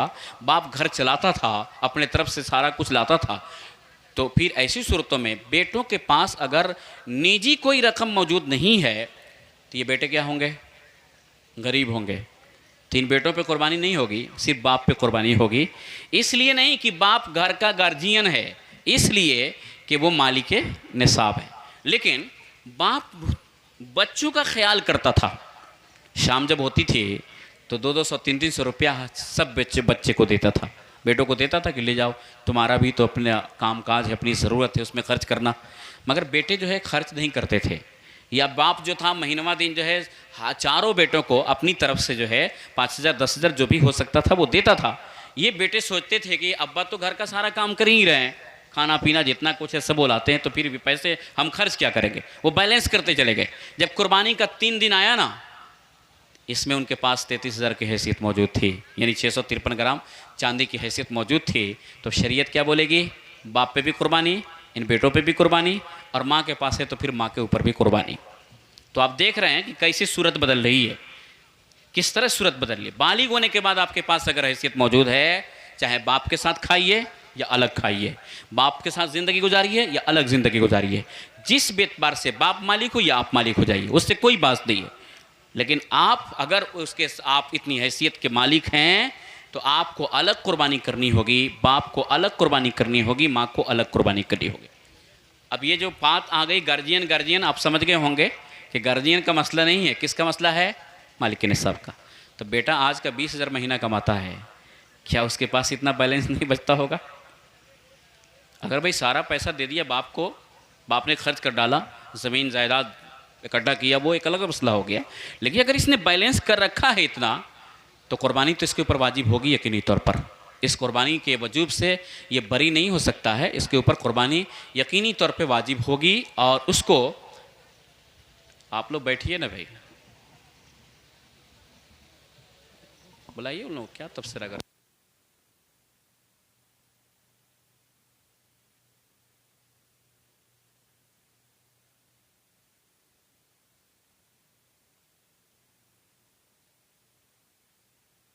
तो आप देख रहे हैं कि मुख्तलिफ़ सूरतें हैं हमारे वहाँ पाई जाती हैं, मगर कुर्बानी निसाब पे ही वाजिब हो रही है, माल के जैसे गार्जियन पे वाजिब नहीं हो रही। तो खुलासा ये कि एक घर में अगर 10 आदमी हों और 10 बालिग हों तो 10 के ऊपर अलग अलग कुर्बानी वाजिब होगी। अब कोई आदमी अपनी कुर्बानी न करके दूसरे के नाम की कुर्बानी कर दिया, तो इसमें थोड़ा सा उलमा का दो तबका है। एक तबका का ये कहना है कि अगर मरहूम के नाम से किया है तो ये कुर्बानी इसी की अदा होगी, मगर बड़े बड़े जय्यद उलमा भी इस ग्रुप में हैं कि कुर्बानी अपने ऊपर वाजिब थी, किया दूसरे के नाम से, तो फिर ऐसी सूरतों में कुर्बानी उसकी तरफ से अदा हो जाएगी, मगर इसका जो वजूब होगा ये वजूब इससे साक़ित नहीं होगा। मसलन आपके ऊपर कुर्बानी वाजिब थी, आपने अपने मरे हुए बाप के नाम से कुर्बानी कर दिया, आप पर जो वाजिब थी कुर्बानी वो तो वाजिब आपकी साक़ित नहीं होगी। अब बाप के नाम से जो कुर्बानी कर दिया तो उसका सवाब उसे मिल गया, वो कुर्बानी उसकी तरफ से नबली हो गई, मगर आपकी जो कुर्बानी आपके ऊपर जो वाजिब थी वो वाजिब नहीं उतरे। इसलिए अगर कोई बेहतर ये है कि कोई इंसान ये सोचता है कि मैं अब्बा के नाम से भी कुर्बानी करूँ जो इस दुनिया में नहीं है, रुखसत हो चुके हैं, तो फिर अपनी एक कुर्बानी करे और दूसरी कुर्बानी अपने वालिद या वालदा के नाम से करे। और ये इस साल और अगले साल नहीं, बल्कि इसी साल अगर ये इसके ऊपर वाजिब है और वो चाहता है कि माँ बाप के नाम से भी कुर्बानी हो, तो इसी साल एक अलग से कुर्बानी करनी होगी जो अपने माँ और बाप के नाम से वो इंसान कुर्बानी करेगा। तो ये इस तौर पर आप समझ चुके होंगे कि मालिक निसाब बनने के, मालदार बनने की मुख्तलिफ़ सूरतें हैं। और इस तौर पर, और ये जो मैंने कहा इतना निसाब होना चाहिए, इतना माल होना चाहिए, ये कितना पूरे साल नहीं, सिर्फ कुर्बानी के 3 दिनों में। 3 दिन होते हैं कुर्बानी के, 10, 11, 12 को सूरज डूबा, काम खत्म हो गया। तो इस 3 दिनों में किसी दिन भी आपके पास इतनी हैसियत होनी चाहिए। मान लीजिए कुर्बानी की 9 तारीख को आप बिल्कुल गरीब थे, कुछ नहीं था, 10 तारीख को आपके पास माल आ गया, 10 को जो माल आया तो फिर आप मालदार हो गए, तभी 10 पूरा बाकी है, 11 बाकी है, 12 बाकी है। आपके ऊपर ज़रूरी है कि आप उससे जो है कुर्बानी करने का एहतमाम करें और फिर कुर्बानी करें। अगर 10 को भी नहीं था, 11 को आपके पास आ गया माल, तो फिर 11 को आप जो है मालदार हो गए। अभी आपके पास 11-12 दोनों बचा हुआ है, आपके ऊपर ज़रूरी है कि आप उस जो है जानवर को हासिल करें और उसकी कुर्बानी करें। फिर 12 को भी आ गया, इतना पहले जिसमें कुर्बानी की गुंजाइश थी, तो फिर आप जो है मालिक निसाब बन गए, आपके ऊपर अब भी कुर्बानी वाजिब। साल भर तक आप गरीब थे, इससे कोई मतलब नहीं, कुर्बानी के 3 दिनों में आपके पास इतनी हैसियत मौजूद है, आप मालदार हैं, मालिक निसाब हैं, आपके ऊपर जो है कुर्बानी करना वाजिब है। शरीयत ने इसको आपके ऊपर वाजिब करार दिया। तो बात वहाँ चली थी एक साथ रहने वाली। तो एक सूरत और भी मेरे जहन में आई, ज़रा उसको भी मैं अर्ज़ करूँ। कभी कभी ऐसा होता है कि बाप मालिक हो गया, बेटे कमा कर उसको देते रहे, या भाई मालिक हो गया और भाई कमा कर देते रहे। तो अब इन भाइयों ने जो पैसा दिया घर चलाने के लिए भाई को, या बाप को चलाने के लिए बेटों ने पैसा दिया, तो देते वक्त अगर ये कहा कि अब्बा आप सारा पैसा लीजिए, जिस तरह चाहिए घर चलाइए, जो बचेगा आप समझिए, या भाई को मालिक बनाया और कहा कि भाई आप इन सारे पैसों को संभालिए, जिस तरह चाहिए उस तरह खर्च कीजिए, हमें उससे कोई मतलब नहीं, तो जितना बचेगा वो सारा पैसा जो है उस भाई का होगा या उस बाप का होगा, चूँकि ये मालिक बना चुके हैं। अब ऐसी सूरतों में कुर्बानी का जब दिन आया तो उस भाई के पास 2 लाख रुपए मौजूद, या बाप मालिक था तो बाप के पास मौजूद, इन बेटों ने उसको मालिक बना दिया था दे दे करके पैसा कि हमको इस पैसा से कोई मतलब नहीं है। तो फिर ऐसी सूरतों में अगर इन सबों के पास 33,000 की हैसियत मौजूद नहीं है, तो सिर्फ उस भाई पर या उस बाप पर जो मालिक है घर का कुर्बानी वाजिब हो जाएगी, इन चारों पे कुर्बानी नहीं होगी। लेकिन पैसा तो दिया, लेकिन कहा कि घर चलाइएगा और जो बच जाएगा उसको रखिएगा, बाद में इसका हिसाब कर लिया जाएगा। तो इसका मतलब क्या है कि सिर्फ उन्हीं कामों में खर्च करने का इख्तियार है जिन कामों की ज़रूरत घर चलाने के लिए पड़ा करते हैं। अब जो पैसा बचेगा इसके पास, वो पैसा क्या होगा, महफूज होगा, उसके पास जमा होगा। अब कुर्बानी का जब वक्त आएगा तो इस कुर्बानी के वक्त में उस पैसे का बंटवारा कर दिया जाएगा। मसलन 1-1 लाख रुपया चारों ने दिया था, बाप ने या भाई ने 2 लाख में सारा काम कर लिया। अब 2 लाख में जो सारा काम किया बचा 2 लाख, 4 भाइयों ने दिया था या 4 बेटों ने दिया था। अब इसको 4 जगह बांटेंगे तो 50-50 रुपया हो गया। तो ये 50-50 हज़ार रुपया जो है उस बाप का नहीं है, उस भाई का नहीं जो मालिक बन के बैठा हुआ है, बल्कि इस भाई का है, इस बेटे का है, जिस भाई और बेटे ने उसको खर्च करने के लिए दिया था। अब ऐसी सूरतों में ये 50-50 के हज़ार की हैसियत के मालिक तो हो गए, मगर वो बाप या भाई जो मालिक था उसके पास ज़ीरो बैलेंस रहा, ज़मीन भी नहीं उतनी या अलग से कोई आमदनी भी नहीं उसके पास। तो फिर उस बाप या उस भाई पर तो कुर्बानी वाजिब नहीं होगी, मगर इन चारों भाई चारों बेटों पे कुर्बानी इसलिए वाजिब हो जाएगी कि ये 50-50 की हज़ार की हैसियत इनके पास मौजूद है। बात समझ में आ रही है आपको? तो इस एतबार से ये लोग मालिक निसाब बन जाएंगे। तो ये मुख्तलिफ़ सूरतें मैंने आपके सामने अर्ज़ की, इसको आपको अज़बर याद करना चाहिए। तो इससे मालदारी से मुराद वो कुर्बानी के 3 दिन हैं, जिन 3 दिनों में इतनी हैसियत जो है उस इंसान के पास मौजूद होना चाहिए। जब इतनी हैसियत उनके पास मौजूद होगी तो यकीनी तौर पर उनको अपनी तरफ से जो है एक कुर्बानी करना लाजिम और ज़रूरी करार दिया जाएगा। अब कुर्बानी का दिन जो है, कुर्बानी के 3 दिन होते हैं, 10, 11, 12। इस 10, 11, 12 में से सबसे अफजल दिन जो होता है वो पहला दिन होता है, उसके बाद फिर दूसरा दिन होता है, उसके बाद फिर तीसरा दिन होता है। लेकिन कुर्बानी हम किसी दिन भी कराएंगे, कुर्बानी अदा हो जाएगी। रात में अलबत्ता ज़बह करने से अल्लाह के नबी सल्लल्लाहु ताला अलैहि वसल्लम ने मना किया है। इसलिए दिन के उजाले में जब दिन की शुरुआत हो तो फिर हमें कुर्बानी का एहतमाम करना चाहिए। और कुर्बानी नमाज ईद उल अज़हा से पहले नहीं करना चाहिए, बल्कि नमाज ईद उल अज़हा के बाद करना चाहिए। यहाँ मसाइल और भी हैं देहात और शहर के अतबार से, लेकिन उस तरफ नहीं। बस आप मजमूई तौर पे ये समझ लें कि कुर्बानी की नमाज़ पढ़ के आप आएँ फिर कुर्बानी करें। ऐसा ना हो कि बस पहले करें, खूब खाएँ पिएँ, उसके बाद फिर जाएँ कुर्बानी की नमाज़ पढ़ने के लिए। तो शहरों में अगर ऐसा निज़ाम होता है तो फिर वो कुर्बानी भी नहीं होती है नमाज से पहले जो कुर्बानी की जाती है। तो ये दीन मुतय्यन है 3 दिन, 3 दिन से ज़्यादा कुर्बानी का दीन मुतय्यन नहीं है। अगर कोई चौथा, पाँचवा, छठा दिन करना चाहता है या करता भी है तो वो कुर्बानी उसकी अदा नहीं होती है, बल्कि उस जानवर के गोश्त के पूरा सदका कर देना वाजिब हुआ करता है। अब एक सूरत, कुर्बानी वाजिब थी इंसानों के पास, मगर उसने कुर्बानी नहीं किया, कुर्बानी का दिन गुजर गया, अब कुर्बानी नहीं हो सकती। अब क्या होगा इसके लिए?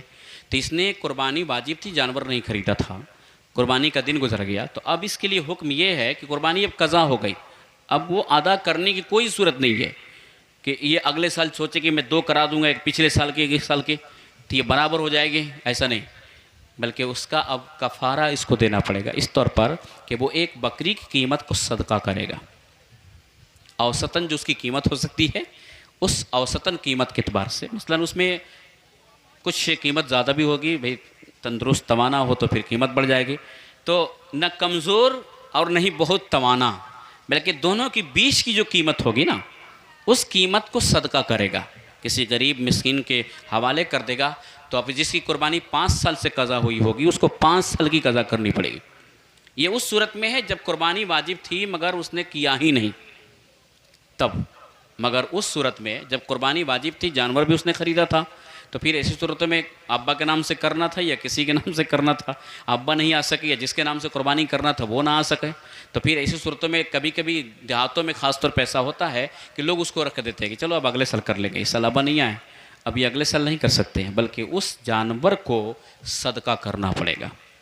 कुर्बानी का दिन ख़त्म होने के बाद अगर जानवर पहले से ख़रीद रखा था उसको सदका करना पड़ेगा, चाहे अमीर ख़रीदा हो चाहे गरीब ख़रीदा हो, दोनों को सदका करना पड़ेगा।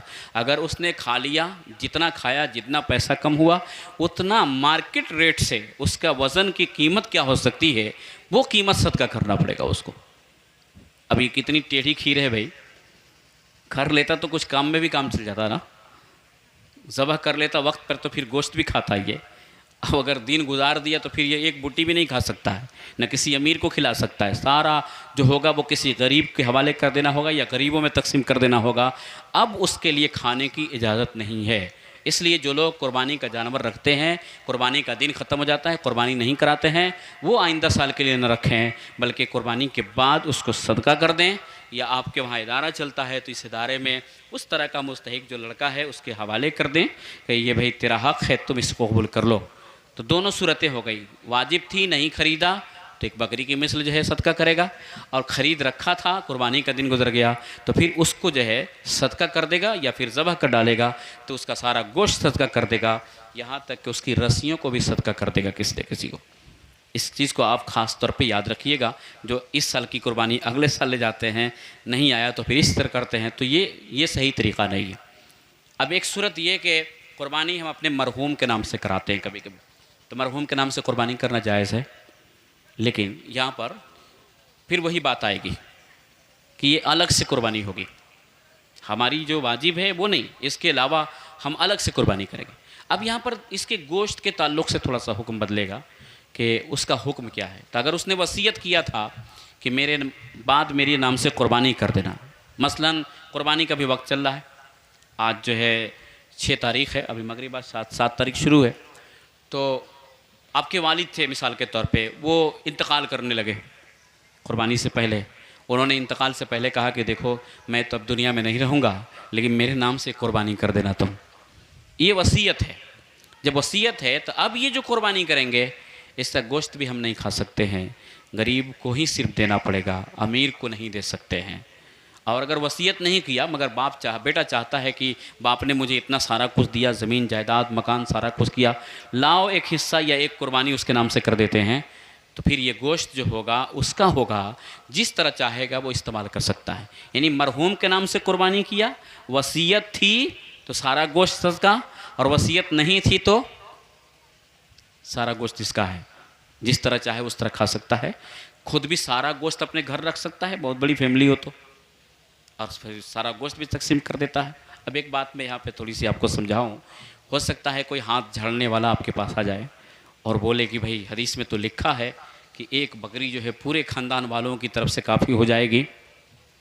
बात सही है, हदीस पाक के अंदर यह है, लेकिन वो किसके लिए है? वहाँ गोश्त की किफ़ायत के ताल्लुक़ से बात है, यानी कि गरीब इंसान है जिसके ऊपर कुर्बानी वाजिब नहीं है, मगर वो चाहता है कि मैं एक कुर्बानी करूँ, तो अब वो एक कुर्बानी कर लेगा और उसका सारा गोश्त जो है अपने घर में इस्तेमाल कर लेगा, तो ये गोश्त सबके लिए काफ़ी हो जाएगा। ये सूरत थी ख़ास तौर पर जिसको हज़रत अबू अय्यूब अंसारी के ताल्लुक़ से जो है बयान की गई हदीस की किताबों के अंदर, मगर इन भाइयों को समझ में नहीं आई ये बात, तो इन लोगों ने कहा कि अब मसला जो है इनको तो भाई हर मसले में जो है रियायत आपके लिए मिलनी चाहिए, जब तक ये रियायत नहीं देंगे तब तक लोग इनकी तरफ मुतवज्जह नहीं होंगे। तो पर्चा निकाल दिया, सोशल मीडिया पे आ गए, कहने लगे कि बस एक कर दो, पूरे घर वालों के लिए काफ़ी हो जाएगी। तो उनके वहाँ ये मसला भी आ गया, हमारे वहाँ ये मसला नहीं है। एक में अगर सबको मैंने बताया कि जिसके पास हैसियत मौजूद है सबके ऊपर अलग अलग कुर्बानी करना क्या है, वाजिब है। अगर इस तौर पे चूक करता है इंसान तो फिर उसको कफ़ारे की शक्ल में एक बकरी की कीमत जो है सदका करना होगा उस कुर्बानी के दिनों के बाद। तो मरहूम के नाम से कुर्बानी किया वसीयत के बाद तो सारा गोश्त सदका करेगा, वसीयत के बगैर तो सारा गोश्त इस्तेमाल करेगा। अब एक और कुर्बानी की सूरत आती है हमारे वहाँ, कभी कभी लोग मन्नत मान लेते हैं, बेटा बीमार है तो मन्नत मान लिया कि बेटा ठीक हो जाएगा तो एक कुर्बानी तो मैं पेश करूँगा।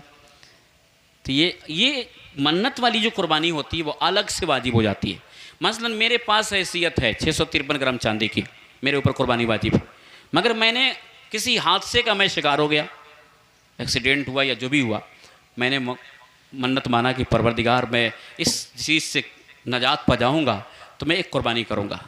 तो ये जो कुर्बानी हमने मन्नत वाली मानी है, ये कुर्बानी मालदारी वाली नहीं है, ये मन्नत वाली अलग से वाजिब होगी। अब हमारे ऊपर 2 कुर्बानी वाजिब है, एक मालदारी वाली कुर्बानी और दूसरी मन्नत वाली कुर्बानी।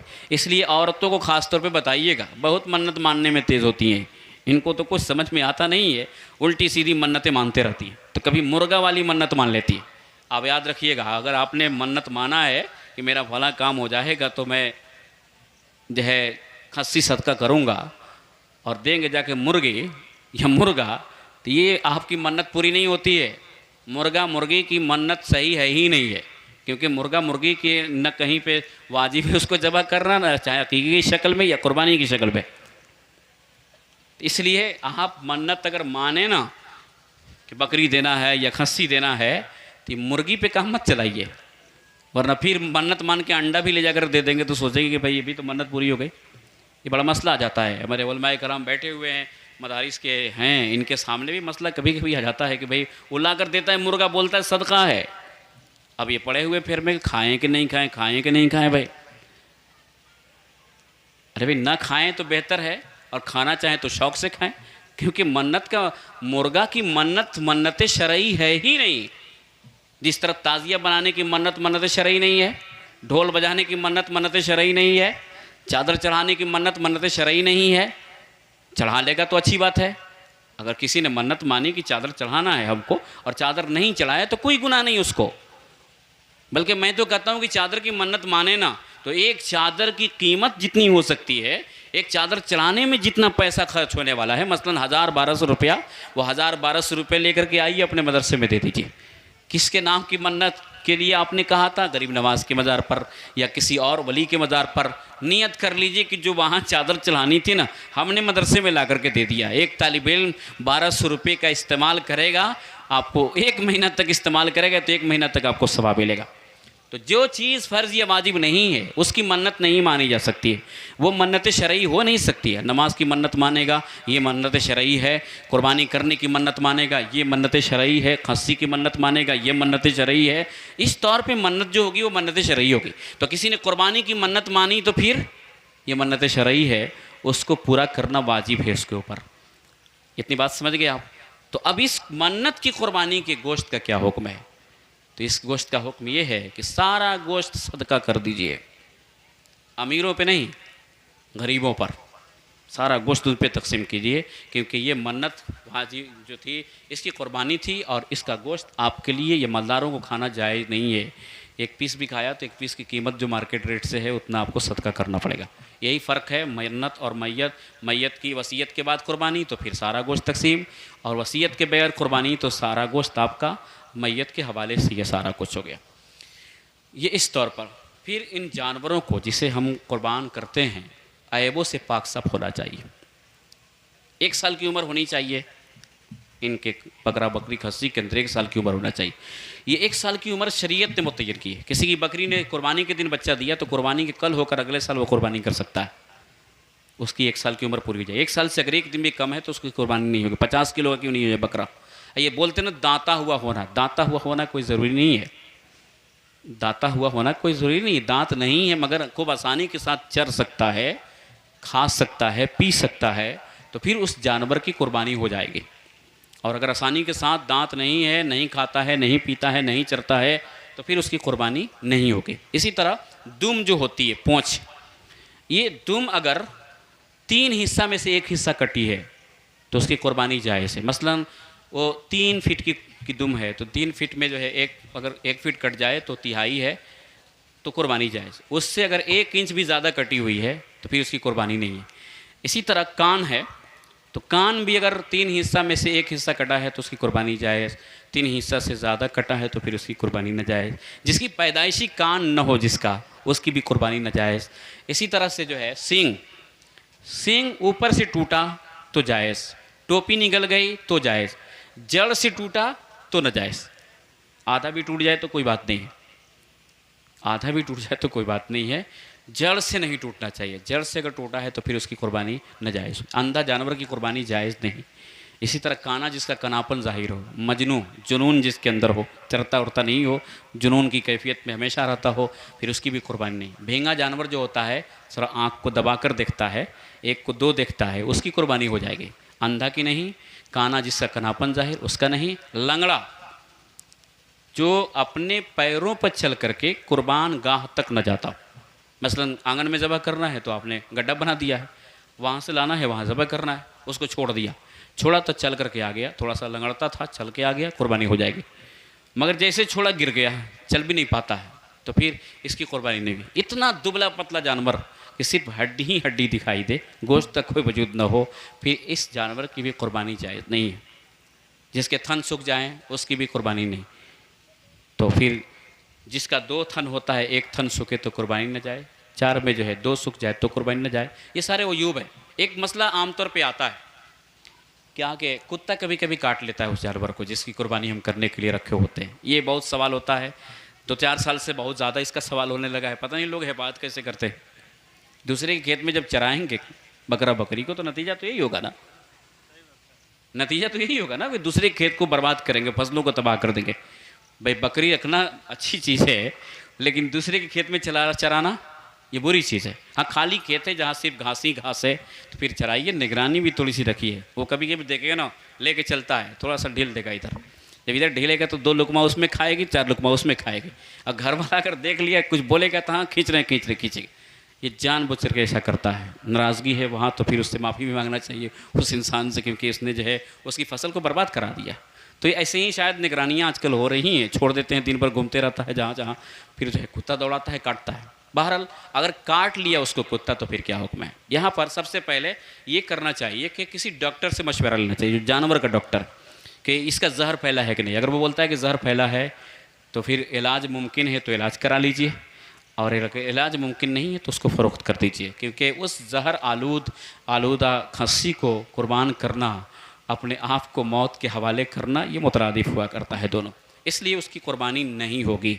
और अगर उसने इलाज मुआलजा किया, ज़ख़म भी छूट गया, जहर भी ख़त्म हो गया, तो फिर कुर्बानी कर सकता है। ऐब से पाक होने का मतलब ये है कि जब हम कुर्बानी करने जा रहे हैं उस वक्त बेऐब होना चाहिए। उससे पहले ऐब है लेकिन ऐब ख़त्म हो गया, मसलन लाया था ऐसा ख़रीद करके कि चल नहीं पाता था, और उसको रोज़ाना चना खिलाना शुरू किया, 2 महीना तक खिलाया, बिल्कुल तंदुरुस्त तवाना हो गया, ऐब तो ख़त्म हो गया ना। जब ख़रीद कर लाया था तो बिल्कुल लंगड़ा था, लेकिन अभी कुर्बानी करने के दिन तक इलाज कराया, लंगड़ापन ख़त्म हो गया। ये अंधा था, एक आँख की बिनाई उसकी ख़त्म हो गई थी मिसाल के तौर पर, मगर इलाज कराया, कुर्बानी का दिन आया, ठीक हो गया, उसकी कुर्बानी हो जाएगी। यानी पहले जो ऐब था उसका इलाज कराया, वो ऐब ठीक तो कुर्बानी जायज़। और अगर उस वक्त जब ऐब ज़बह करने जा रहा है उस वक्त तक कुर्बानी उसके अंदर ऐब है तो उसकी कुर्बानी नाजायज़ है। इसलिए इस पे ख़ास तौर पे ध्यान रखना चाहिए। 2 महीना, 4 महीना, 6 महीना पहले कुत्ता काटता है और उस वक्त से मसले लोग शुरू कर देते हैं, वो इलाज मुआलजा कराइए, ठीक ठाक हो जाएगा, ज़ख़म का निशान ख़त्म हो जाएगा, फिर उसकी आप कुर्बानी कर सकते हैं, इसमें कोई नहीं। हाँ, ज़बह करते वक्त अगर उछला कूदा जानवर और उस वक्त कोई ऐब पैदा हुआ तो उसका कोई एतबार नहीं है, उस वक्त उसका कोई एतबार नहीं है, क्योंकि उस वक्त उस अमल ज़बह की वजह से वो चीज़ उसके अंदर पैदा हो रही है। इस तौर पे ख़ास तौर पे आप ख्याल रखेंगे। हुक्म है कि उसके गोश्तों को 3 हिस्से में तकसीम कर दिया जाए, एक गुरबा को, दूसरा अहबाब को, और तीसरा अपने खाना को। घर में बहुत लंबी चौड़ी फैमिली हो तो सारा इस्तेमाल कर सकते हैं आप।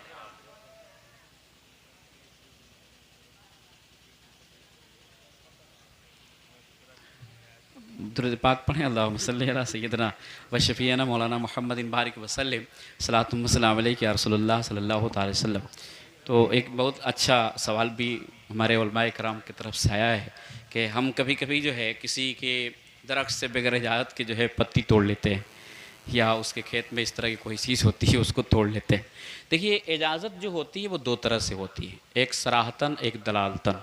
सराहतन का मतलब कि उसने इजाज़त दे दिया कि आप इस चीज़ को तोड़ लीजिए, और दलालतन का मतलब ये है कि इजाज़त तो उसकी तरफ से नहीं थी, मगर उसकी आदत ये थी कि जब हम उससे लेते थे तो बोलता नहीं था।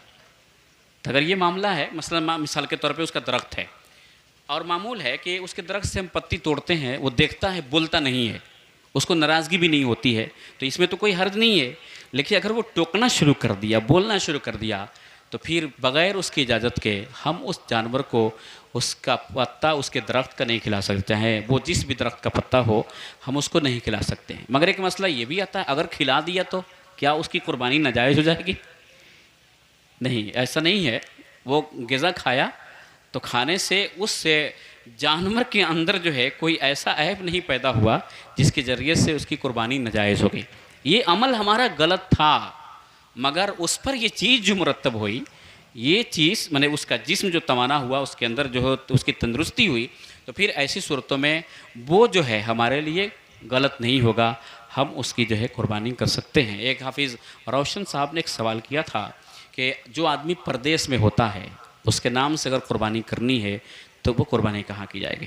परदेश से मुराद अगर ये है कि मक्कतुल मुकर्रमा हज के मौके पे है, अगर वो हज करने गया है, तो अगर ये मुराद है कि जो हज करने गया उसकी कुर्बानी कहाँ होगी, तो हाजी पर 2 कुर्बानी भी वाजिब हो सकती है। एक कुर्बानी तो हज वाली, अल्लाह ने जो उसको तौफीक दी, हज का शर पता फरमाया, उस शुक्राने के तौर पे कुर्बानी वाजिब होती है। और दूसरी कुर्बानी मालदारी वाली, अगर कोई हज करने गया है, घर पे इतना माल छोड़ के गया है जो 653 ग्राम चांदी के बराबर है, तो उसके ऊपर 2 कुर्बानी वाजिब है। तो ये मालदारी वाली जो कुर्बानी है उसको इख्तियार है कि वो जहाँ चाहे वहाँ कर सकता है, वहाँ चाहे तो वहाँ कर सकता है, या घर पर वो किसी को अपनी कुर्बानी का वकील बना दे कि आप मेरी कुर्बानी मेरी तरफ से कर देना, तो ये यहाँ भी हो सकती है। तो ये मालदारी वाली जो कुर्बानी है यहाँ भी हो सकती है, वहाँ भी हो सकती है। जहाँ भी हो सकती है वो चाहे वो करा सकता है। लेकिन हज वाली जो कुर्बानी होती है वो तो सिर्फ हरम के दायरे में होती है, उससे कहीं दूसरी जगह नहीं हो सकती। बकिया दूसरे प्रदेश में जो लोग रहते हैं, अगर वो लोग कुर्बानी अपने घर कराना चाहते हैं तो फिर, या बाप चाहता है कि अपने बेटे की कुर्बानी कर दें, तो फिर उसमें इजाज़त लेना पड़ेगा। बालिग की कुर्बानी, बालिग जो इंसान है उसकी कुर्बानी आप करते हैं या दूसरा कोई करता है, तो उससे पहले इजाज़त लेना होगा। अगर बग़ैर इजाज़त के हमने कुर्बानी कर दी तो वाजिब उसकी तरफ से अदा नहीं होगा। मसलन बाप ने बेटे की तरफ से कुर्बानी कर दिया, बेटे से इजाज़त नहीं लिया, तो ये वजूब उसकी तरफ से अदा नहीं हुआ। इसलिए जब जो लोग इस तरह का इरादा करते हों, या बेटे जो परदेश रहते हैं अपने घर पे कराना चाहते हैं, तो अपने बाप को या भाई को या जो भी ज़िम्मेदार है उसको जो है अपनी कुर्बानी का इख्तियार दें और उनको बोल दें कि आप मेरी तरफ से कुर्बानी करा दीजिए, मैं इसकी इजाज़त फरमाता हूँ। तो वो यहाँ भी कुर्बानी कर सकते हैं और वहाँ भी कुर्बानी कर सकते हैं जहाँ वो खुद रहा करते हैं। ये दोनों सूरतें उनके लिए जायज़ है और ये दोनों तरीक़े से वो कुर्बानी कर सकते हैं। बात चली थी उसके तबर्रुकात के ऊपर, तो 3 हिस्सा कर दिया जाए। अगर 3 हिस्सा में से एक हिस्सा जो है, इधर लाइए, एक हिस्सा गुरबा के लिए, दूसरा हिस्सा अहबाब के लिए, तीसरा हिस्सा अपने घर वालों के लिए। बहुत ज़्यादा लोग हैं तो फिर 3 उस सारा का सारा घर पे रख सकते हैं। मगर यहाँ एक मैं आपको मशवरा दूंगा, वो ये है कि जिसके घर कुर्बानी होती है उससे घर तबर्रुक मत भेजिए। ये मैं इसलिए बोल रहा हूँ कि हमारा बहुत सारा वो घर है जिसके घर कुर्बानी नहीं होती है, या तो मसला मालूम नहीं है लेकिन कंजूसी है उसके पास, लपेट लपेट करके नोट रखता है। नोटबंदी में देखा होगा कितना निकाला होगा, कितना निकाला था। उसके अंदर चीती जो जानते हैं ना, बस आबिद साहब ने कहा भुअरिया जाना। देखिए इनको बिल्कुल जो है वो पूरे तौर पे वो ज़ुबान याद है। हम लोग को थोड़ी सी बहुत सारी ज़ुबानें हम लोग भूल जा रहे हैं धीरे धीरे, लेकिन हज़रत को ज़ुबान भी आते, तो हमको चीती वाली ज़ुबान याद है। छित्ती मार मार करके नोट को निकाल रहा था पूरा। तो इसका मतलब क्या हुआ, चाप के रखे हुए, दबा के रखे हुआ, तो इस वजह से नहीं कर पाता है। हालांकि वो गलती कर रहा है, उसको गुनाह हो रहा है, उसको इससे समझना चाहिए। तो बहरहाल तो जिसके घर कुर्बानी है ना उसके घर तबर्रुक मत भेजिए। बल्कि मैं कहता हूँ कि कुर्बानी से 1-2 दिन पहले आपकी मीटिंग हो जानी चाहिए, किसके घर कितनी कुर्बानी है उसकी काउंटिंग कर लेना चाहिए, और उसके बाद आपस में ये मशवरा करना चाहिए कि भाई देखिए हम आपके घर नहीं भेजेंगे क्योंकि आपका घर है, आप मेरे घर में भेजिएगा। आपके पड़ोस में फला आदमी है, फला आदमी है, मसलन 40 घर हैं, 30 के घर कुर्बानी है, 10 ही तो बचे हैं ना। ये 30 जो है अगर 2-2 पीस देंगे, एक के घर कितना पहुँचेगा, 60 पीस होगा ना भाई। एक घर 60 पीस आएगा तो बच्चे जो उससे पूछ रहे थे ईद की कुर्बानी की नमाज़ पढ़ने के बाद, अब्बा अपने घर नहीं होगा एहतमाम, तबीयत चाहती है खाने के लिए, या महक आने लगी, फिर ऐसी सूरतों में आप उस गरीब से पूछिए उसके दिल पे क्या गुजरता होगा जिसके घर कुर्बानी का एहतमाम नहीं होता है। उसके बच्चे पूछते हैं कि कब आएगा तबर्रुक खाने के लिए। इसलिए मैं कहता हूँ कि जिनके घर है उनके घर मत दीजिए, बल्कि उनको खुद कहना चाहिए कि भाई मेरे घर क्यों लेकर के आ रहे हो, मुझे तो अल्लाह ने इस लायक बनाया है कि कम से कम मैं कुर्बानी कर रहा हूँ। इंसान को खुश होना चाहिए कुर्बानी करने पर कि अल्लाह ने मुझे कुर्बानी करने वालों में बना दिया। चाहता तो मेरे दिल में भी कंजूसी डाल देता, बैलेंस तो हमारे पास होता, लेकिन हम करते नहीं इस तौर पर। इसलिए तबर्रुकात उनको दीजिए जिनके घर कोई कुर्बानी नहीं है, ताकि हमारे उस जो है से वो फ़ायदा करें। फ्रिजों में सड़ाने वाला काम मत कीजिए। तबर्रुकात है तो उसको फिर दूसरे तक पहुंचाइए ताकि उसको ज़्यादा से ज़्यादा जो है फ़ायदा पहुंच सके। आखिरी बात मैं कहूँगा कि कुर्बानी खुद करने की कोशिश कीजिए आप, ये ज़्यादा बेहतर है। अब आपको याद नहीं होगा तो फिर दुआएं आप याद कर लीजिए। हिंदी में जो लोग पढ़े हैं ना, तो अनवार शरीयत होगी, मौलाना एजाज से ले लीजिएगा। उस अनवार शरीयत के अंदर या इतना सारा गुटखा तम्बाकू पता नहीं किस किस चीज़ पे कितना सारा खर्च कर डालते हैं। 30-35 रुपये की किताब, हाफिज़ अफजल साहब इधर बैठे हैं, बहुत करीब इनकी दुकान है, तो इनसे आप मंगवा लीजिएगा। 30-35 रुपये की किताब आएगी, 40 रुपये कीमत है। तो अगर 40 की 40 ही में मिल जाए तो बहुत ज़्यादा महंगी तो नहीं है वो। 40 रुपये तो कहाँ आएगा जाएगा, लेकिन 40 रुपये में 40 लाख की बातें आपको मिल जाएंगी उस किताब के ज़रिए से। गुस्ल का तरीका भी मिलेगा और तयम्मुम का तरीका मिलेगा, वज़ू का तरीका मिलेगा, कैसे हम जो है नहाएंगे तो पाक होंगे, कैसे नहाएंगे तो 7 समुंदर भी डुबकी मार के आ जाएंगे, नापाक के नापाक ही रहेंगे। ये सारा मसला तो उसमें है ना। कभी कभी हम बोलते हैं ऊपर अल्लाह ताला है, अल्लाह के लिए ऊपर वाला नीचे वाला बोलना सही नहीं है। कभी कभी अल्लाह ताला को मियाँ लोग बोल देता है, ये कहाँ मिलेगा? उस किताब के अंदर है। इसलिए आप ख़रीदिए। मैं तो कहता हूँ कि आपके घर में किसी का इंतकाल हो जाए ना, चहल्लुम जब कराइए तो 5 आदमी को कम दावत दीजिए। 5 आदमी के खाने पर जो 500 रुपया खर्च होने वाला है ना, 500 रुपये की किताब खरीद के लाइए, कम से कम उस चहल्लुम की मजलिस में बंटवाइए। नहीं तो घर घर एक एक किताब बंटवा दीजिए। औरतें पढ़ेंगी, बच्चियाँ पढ़ेंगी, बच्चे पढ़ेंगे, बूढ़े पढ़ेंगे, तो कम से कम जितना दिन तक पढ़ेंगे उतना दिन तक मरहूम को सवाब तो मिलेगा ना। या अपने तौर पे आप किताब खरीदिए। 35-40 रुपये 50 रुपये की किताब से अगर आपकी ज़िंदगी की बदल जाएगी, आपका लाइफ स्टाइल बदल जाए, तो इसमें क्या हर्ज की बात है भाई? कब तक दौड़ते रहेंगे, पूछते रहेंगे? उसमें बहुत सारा कुछ है आपके लिए। कुर्बानी के भी कुछ मसाइल हैं, ज़कात के भी हैं, निकाह के भी है, तलाक के भी है, बहुत सारे मसले। छोटी सी किताब में समझिए, यूँ कह लीजिए कि एक प्याले में समुंदर को सिमो दिया गया है इस तरह से।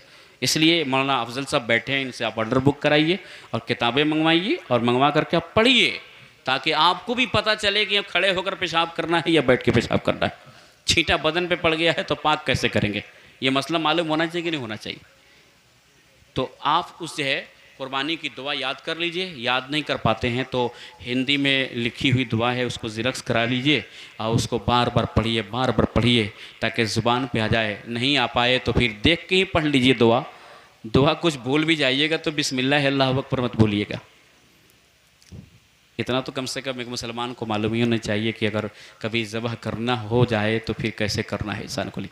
और इतना भी नहीं कर सकते हैं तो कम से कम उस जगह पे रहिए। अगर आपके नाम की कुर्बानी हो रही है तो हज़रत फ़ातिमा ज़हरा से नबी ने कहा था, फ़ातिमा तुम्हारे नाम की कुर्बानी हो रही है, तुम यहाँ पे हाजिर रहो। कुर्बानी के खून ज़मीन पे गिरने से पहले मकबूल बरगाह इलाही हो जाया करता है। तो फ़ातिमा खड़ी थी, उनके नाम की कुर्बानी की जा रही थी। इसलिए आप इस तौर पर रहें और कोशिश ये करें कि ज़बह का अमल हमारा इतनी तेज़ी से हो कि उसको कम से कम तकलीफ़ पहुँचे। नहला भी सकती, सारा कुछ कर सकते। अब हाफिज़ अफजल साहब पूछ रहे हैं कि औरत कुर्बानी कर सकती है कि नहीं। बड़ा अच्छा मसला पूछा है, ये मसला बड़ा अच्छा है, इसमें गफलत है लोगों की। तो ज़बह जो है, ज़बह करने के लिए मर्द होना ये भी उसके लिए शर्त नहीं है। औरत भी अगर जानती है ज़बह करना तो भी ज़बह कर सकती है। जब औरत ज़बह कर सकती है तो औरत कुर्बानी भी कर सकती है। लेकिन आम तौर पे उनकी ताकत इस काबिल नहीं होती कि वो ज़बह के अमल को मुकम्मल तौर पे पूरा कर सकें, इसलिए आदतन वो नहीं करती। अगर कर दें तो फिर ज़बिया तो हलाल ही होगा, ज़बिया हराम नहीं होगा। ये बातें इसलिए मैंने कह दिया। कभी बिल्ली पकड़ती है और फड़फड़ाती रहती है मुर्गी हाथ में, चाकू लेके घूमते रहते हैं, कोई ज़बह करने वाला नहीं मिलता है। पता चला कि ख़त्म हो गई। आज के वक्त में जो है 400-500 रुपये किलो जो है देसला मुर्गी मिल रही है, मुर्गा मिल रहा है। इतनी कीमती मुर्गी, इतनी कीमती मुर्गा जो है यूं ही आपका मर जाया करता है। तो कम से कम हमारी माँ और बहनें जानती हों तो पढ़ें बिस्मिल्लाह अल्लाहु अकबर, उसका काम ख़त्म कर दें। कम से कम हलाल तो हो जाएगा ना, अभी खा तो लेंगे ना इसी सूरत में। इसलिए उनको भी तरबियत दीजिए, आप भी सीखिए और इस तौर पे आप अदा करने की कोशिश कीजिए। जो भी आप कुर्बानी कराइए सारा चमड़ा अपने मदरसे में जमा कराइए, उससे जो कुछ भी आमदनी होगी यहाँ के मदरसे के बच्चों को, बल्कि हम तो कहेंगे कि इस साल उसके साथ साथ चंदा भी दीजिए आप। क्या हजरत, नमक का खर्चा कौन देगा? नमक का खर्चा कौन देगा भाई? मजदूर लोग लगाएगा, उसका खर्चा कौन देगा? इसलिए उसके साथ साथ बिल्कुल उसकी तो कीमत है ही नहीं है। पिछले साल या पिछले साल से लॉकडाउन से पहले वाला साल में जो है हमने हमारे इदारे के अंदर जो है इस छपरा ज़िला के तकरीबन सारे मदरसे जहाँ तक हम लोग खोज सकते थे वहाँ तक के मदरसों को खोज करके असातिज़ा अरकान की जो है मीटिंग हुई थी, जिसमें ये ऐलान भी किया गया। अल्हम्दुलिल्लाह बहुत से मदरसों में इसका फ़ायदा पहुँचा। अभी कल ही एक आदमी गया था आप ही के इलाके से, तो पूछ रहा था ये किसी किताब में लिखा है क्या कि चमड़े के साथ साथ कुछ चंदा भी देना है।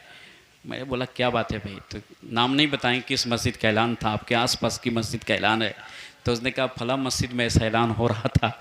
मैंने कहा कि भाई देना तो ये है नहीं, लेकिन देना अब चाहिए, इसलिए कि एक चमड़े की कीमत 20 से 25 रुपये है।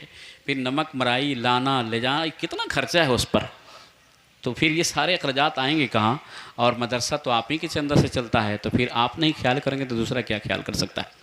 इसलिए आपको इस हवाले से भरपूर ताउन करना चाहिए। एक बात और मेरे जहन में आती है, अक्सर लोग पूछते हैं कि औरत के नाम से कुर्बानी होगी तो शौहर का नाम लेंगे या उसके बाप का नाम लेंगे? अक्सर ये सवाल होते रहता। इसमें कोई हर्ज नहीं है, उसके शौहर का नाम ले लीजिए या उसके बाप का नाम ले लीजिए। नाम सिर्फ पहचान के लिए होता है। अगर वो अपने शौहर के नाम से ही ज़्यादा पहचानी जाती है, मुतारफ़ है, तो फिर उसी का नाम ले लीजिए। बल्कि शादी के बाद उसी के तरफ मंसूब करना चाहिए, ज़्यादा बेहतर है। क्योंकि बाप का नाम याद करना मुश्किल होता है ज़रा, शौहर का नाम याद करना आसान होता है। बहुत से मौलाना है भाई, पूछते हैं किसके नाम से, तो मेरी बीवी क्या नाम है, तो फला, बस बिस्मिल्लाह अल्लाह अकबर पढ़ दिया। अब आप सोचते हैं भाई हमारा तो नाम पूछा नहीं, आपका नाम तो जान रहे हो ना, तो जवज़ा की उस जवजियत उसकी तरफ मंसूब करके उसने ज़बह कर दिया। इसमें कोई हर्ज नहीं है जिसका भी नाम लिया जाए। अगर नाम भूल भी गया बाप का तो इसमें कोई बुराई नहीं, ज़बीहा तो हलाल हो गया। अच्छा एक बात और, आबिद साहब, वो कभी कभी चाकू बड़ा तेज़ होता है, मारता है, सट से सर बाहर हो जाता है। बचपने में हमने सुना था दो गलत मसले।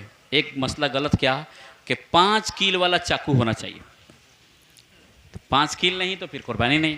देखिए मौलाना शमीम साहब बहुत दिनों से इस इलाके के अंदर हैं, हम लोगों से काफ़ी उम्र में बड़े हैं, मगर बहुत उलमा से मोहब्बत करने वाले हैं।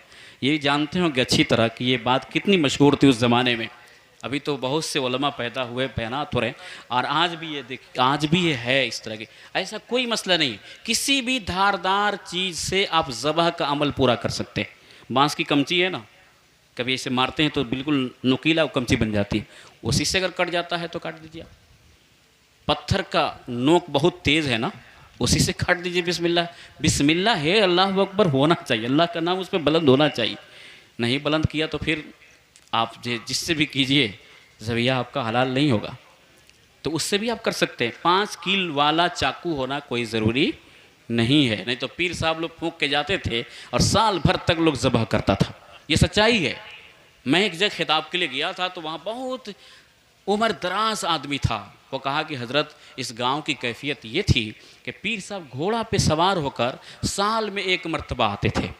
तो हम लोग पूछते थे फिर दोबारा आएंगे कि नहीं, तो बोलते थे कि बहुत दूर है, घोड़ा बहुत धीरे धीरे चलता है, आने में देर होती है, इसलिए फिर आना जो है 1 साल के बाद ही नसीब होगा। तो हम लोग चाकू ले जाते और फूंकते थे, तो साल भर तक उसकी वैलिडिटी होती थी। अब चाहे जितना ज़बह कर लीजिए मुर्गा मुर्गा, साल भर तक उसकी वैलिडिटी होती थी। ये गलत चीज़ है। हर नए ज़बह पर नया बिस्मिल्लाह होना चाहिए। अगर 2 आदमी मिलकर चाकू चला रहा है एक के साथ, तो दोनों को बिस्मिल्लाह पढ़ना पड़ेगा, दोनों को। और एक चीज़ मैं और बताऊं, कभी कभी ऐसा होता है ना, सिर्फ हम छुआते हैं इसे, जैसे थोड़ा सा काटे ना, थोड़ा सा खून जहीं झलका, वो बोलता दीजिए इधर, वो ज़बह कहाँ हुआ है भाई, उसको ज़बह तो बोलते नहीं है, अभी तो टच किया है सिर्फ ना। इसलिए दूसरा जो चाकू लिया ना, उसको भी बिस्मिल्लाह अल्लाह अकबर पढ़ना चाहिए, उसको भी बिस्मिल्लाह अल्लाह अकबर पढ़ना चाहिए। तो ये बात बिल्कुल गलत है कि 5 कीलो वाला चाकू होना चाहिए, ये नहीं। दूसरा गलत मसला ये मशहूर है अवाम के अंदर कि ज़बह करते करते अगर सर जुदा हो जाए तो बोलते फेंको इसको, ये तो हराम हो गया। नहीं, ये हमने जो ज़बह किया है ना, ये हमारा एक अमल है, और जानवर को हलाल होना ये दूसरा अमल है। तो ज़बह करते करते पूरा सर अगर उतर जाए मुर्गी का या जिसको भी ज़बह कर रहे हैं, तो इससे ज़बिया हलाल ही रहता है, हराम नहीं होता है। मगर इस तरह कर ज़बह करना कि सर जुदा हो जाए उससे, ये गलत अमल है, इसमें कराहियत। इसलिए सिर्फ 4 रगों में से कम 3 रग कट जाना चाहिए। पानी का है, खाने की रग है, सांस की रग है, इस तरह की जो है रगें हैं उसके हलक के अंदर, तो इसमें से 3 कटना चाहिए। काटने के लिए तो 2 भी काटेंगे तो मर जाएगा, वो तो मुर्दार हो जाएगा ना, लेकिन 3 रग ज़रूर काटना चाहिए। और ये यहाँ वाली जो हड्डी देखे होंगे आप, इस हड्डी से ऊपर मत काटिएगा, ये बोखो सब जो है ना, कहता है यहाँ से काटिए, यहाँ से। इसमें इख्तलाफ है उलमा का, मा फ़ौक़ल उक़दा अगर ज़बह कर रहा है तो इसमें उलमा का इख्तलाफ है कि वो जानवर हलाल होगा या हराम होगा। बहुत से लोगों ने कहा ये हराम है, इसलिए उसके चक्कर में मत पड़िएगा। वो चमड़ा थोड़ा सा बचाने के लिए, अब तो रेट ही नहीं है तो ये सब करता भी नहीं है वो, लेकिन जब रेट था तो बोलता था यहाँ से थोड़ा मारिएगा, तो यहाँ से कटवाता था वो। नहीं, ये जो हड्डी उभरी हुई है उसके नीचे से काटिए आप, बिल्कुल यहाँ उसके ऊपर कोंच करके जो है ज़बह करने की कोशिश कीजिए। बिला वजह जानवरों को तकलीफ़ पहुँचाना है, ये मसला गलत है कि 5 कीलो वाला चाकू होना चाहिए। ये भी मसला गलत है कि सर जुदा हो जाए तो खाना हराम हो जाता है। नहीं, वो ज़बिया हलाल है, आप उसके गोश्त तो खा सकते हैं, इसमें कोई हर्ज की बात नहीं है। अल्लाह तबारक व तआला हम सबको अमल खैर करने की तौफ़ीक़ अता फ़रमाए। वमा अलैना इल्लल